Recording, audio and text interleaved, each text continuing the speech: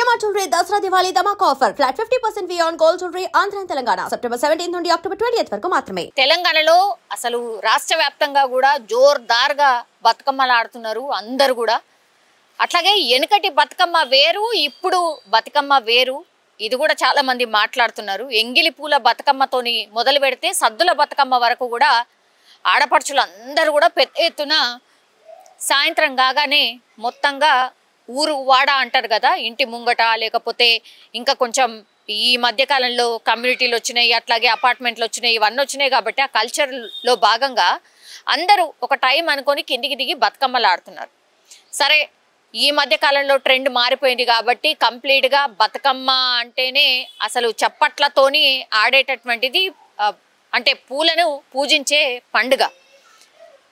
పూర్తిగా ఇప్పుడు ఏమైపోయిందంటే పెద్ద పెద్ద సౌండ్స్ పెట్టుకొని డీజేలు, అట్లాగే ముందేమో బతుకమ్మలంటే ఒక 3-4 పాటలు మాత్రమే ఉంటుండే, అవే ఒకరు వాడితే ఇంకొకళ్ళు అనుకుంటా ఒక రిధంలా సప్పట్లు కొట్టుకుంటా ఆడుతుండే. ఇప్పుడు డీజే చప్పుళ్ళు, అసలు పెద్ద పెద్ద సౌండ్ సిస్టమ్లు పెట్టుకొని బతుకమ్మలు ఆడుతున్నారు. ఆఫ్టర్ కరోనా మీరు చూడండి, చాలా సందర్భాల్లో ఈ హార్ట్ అటాక్స్ అనేవి పెద్ద ఎత్తున పెరిగిపోయినాయి. ఇప్పుడు మొన్న స్టార్ట్ అయింది కదా బతుకమ్మ, మొన్న ఆదివారం నుంచి ఇప్పటి వరకే 2 ఈ బతుకమ్మ ఆడుతూ హార్ట్ అటాక్తోని మహిళలు చనిపోయారు. ఇది పెద్ద ఎత్తున చర్చ నడుస్తోంది ఇప్పుడు. అసలు నిజంగా ఆమె పాపం వాళ్ళ పిల్లలతోని అట్లాగే అక్కడ ఉన్నటువంటి వాళ్ళతోని అందరితోని బతుకమ్మ పేర్చడం అట్లాగే ఆడడం అంతా చేస్తోంది. ఆడుతున్నటువంటి టైంలో ఒక్కసారిగా కుప్పకూలిపోయింది. ఎవరికి అర్థం కాలే, పోనీ ఇట్లా ఆడుతూ ఆడుతూ పడిపోయిందేమో అని కొద్దిసేపు అనుకున్నారు. దగ్గరకు వచ్చి చూసేసరికి ఉలుకు పలుకు లేదు, ఆడుతూ ఆడుతూనే కింద పడిపోయింది.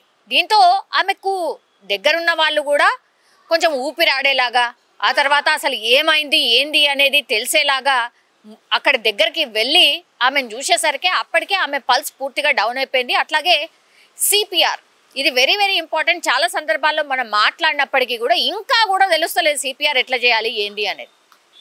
హార్ట్ దగ్గర గట్టిగా ప్రెస్ చేస్తూ సిపిఆర్ చేయాలి. ఇది ప్రతి ఒక్కరు నేర్చుకోవాల్సిందే.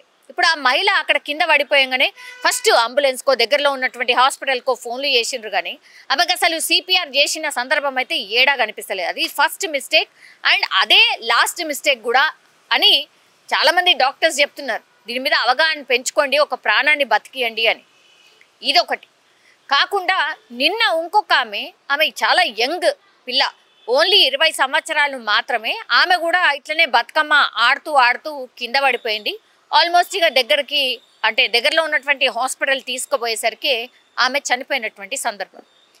ఈ మధ్య కాలంలో మన తెలంగాణ రాష్ట్ర సర్కారు కూడా ఈ డీజేని ఎందుకు బ్యాన్ చేసిర్రు అంటే, ఈ డీజే చప్పుళ్ళ వల్ల హార్ట్ బీట్ పెరగడమే కాదు, చాలా మంది హార్ట్ అటాక్స్ వస్తున్నాయని నిర్ధారణకు కూడా వచ్చిండ్రు.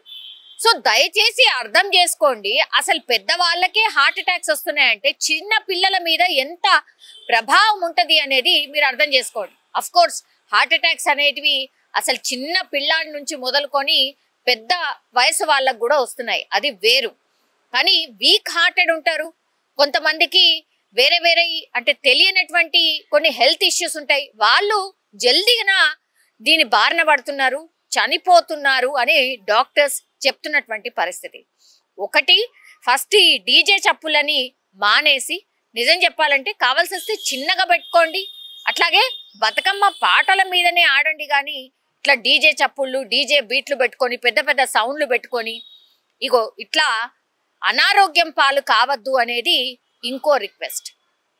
అట్లాగే మహిళలు ఎస్పెషల్లీ చాలా మంది కూడా విటమిన్స్ లోపమో లేకపోతే హిమోగ్లోబిన్ లోపమో ఇట్లాంటివి చాలా అంటే చాలా వరకు మహిళలకు ఇమ్యూనిటీ పవర్ చాలా తక్కువ ఉంటుంది ఈ మధ్య కాలంలో. ఎందుకంటే ఫుడ్ హ్యాబిట్స్ అట్లాగే వాళ్ళ డైలీ లైఫ్ కావచ్చు, ఇవన్నిటి వల్ల వాళ్ళు అసలు వాళ్ళ హెల్త్ మీద కాన్సన్ట్రేషన్ చేయట్లేదు.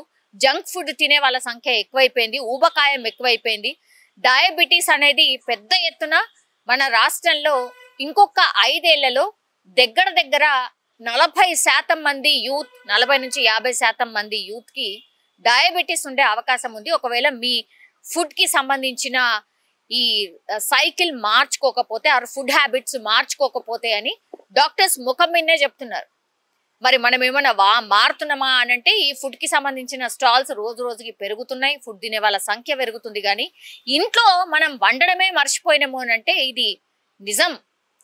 ఇవాళ వెంకయ్య నాయుడు కూడా ఒక దగ్గర మాట్లాడుతూ జొమాటో కాదు టమాటో వండడం నేర్చుకోండి, అది వంటింట్లో వండడం నేర్చుకోండి అని కూడా చాలా మందికి ఉద్దేశించి ఆయన మాట్లాడినటువంటి సందర్భం. నిజం చెప్పాలంటే కూడా వాళ్ళ మాటలు నిజం. ఇప్పుడు వర్క్ అంటే ఇద్దరు వైఫ్ అండ్ హస్బెండ్ ఇద్దరు వర్క్ చేస్తున్నారు కాబట్టి వాళ్ళ లైఫ్ స్టైల్ మారిపోయింది, ఇద్దరికి కూడా టైం ఉండట్లేదు కాబట్టి బయట ఫుడ్ మీదనే ఎక్కువ డిపెండ్ అవుతున్నారు. అది కూడా వన్ ఆఫ్ ది రీజన్. ఇట్లా రకరకాల రీజన్స్ వల్ల ఇట్లా హార్ట్ అటాక్స్ అయితే పెరుగుతున్నాయి. సో దయచేసి ఇంకా కూడా 4-5 రోజులు బతుకమ్మ ఉన్నది.